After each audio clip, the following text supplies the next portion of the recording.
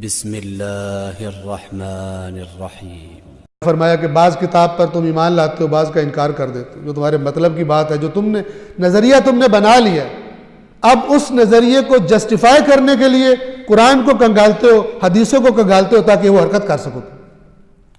نہ کہ قرآن سے کہو کہ میں کروں یا نہ کروں۔ ابھی کچھ دن پہلے میں نے ایک تقریر سنی تھی، قرآن نے منع کیا وَلَا تَسُبُّ الَّذِينَ يَدْعُونَ مِن دُونِ اللَّهِ، مت گالی دو ان کو جن کو یہ اللہ کے علاوہ پکارتے ہیں، فَيَسُبُّ اللَّهَ عَدْوًا بِغَيْرِ علم، تو یہ لوگ دشمنی میں آ کر بغیر علم کے اللہ کو گالی دیں گے۔ وہ عالم صاحب تقریر میں فرما رہے تھے، تقریر بھی خواتین کو فرما رہے تھے، اور کہہ رہے تھے سب جو ہے وہ جائز ہے، سب کرنا جائز ہے، کیونکہ سب کے بغیر گزارا کوئی نہیں۔ یہ لفظ سب جو بھی اس کا معنی کیا جائے، اللہ فرما رہا ہے لا تسبو،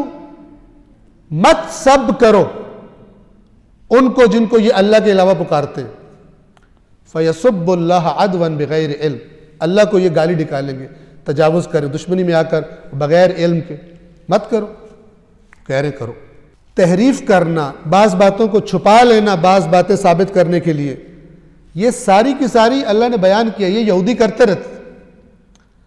اپنی مرضی کا رکھ لیا، جو نہیں مرضی کا اس کو چینج کر، تحریف کر دی اس میں، اس نے کہا کہ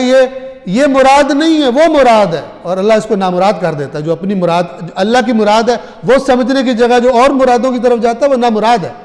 پھر دنیا والآخرہ، دنیا اور آخرت دونوں میں۔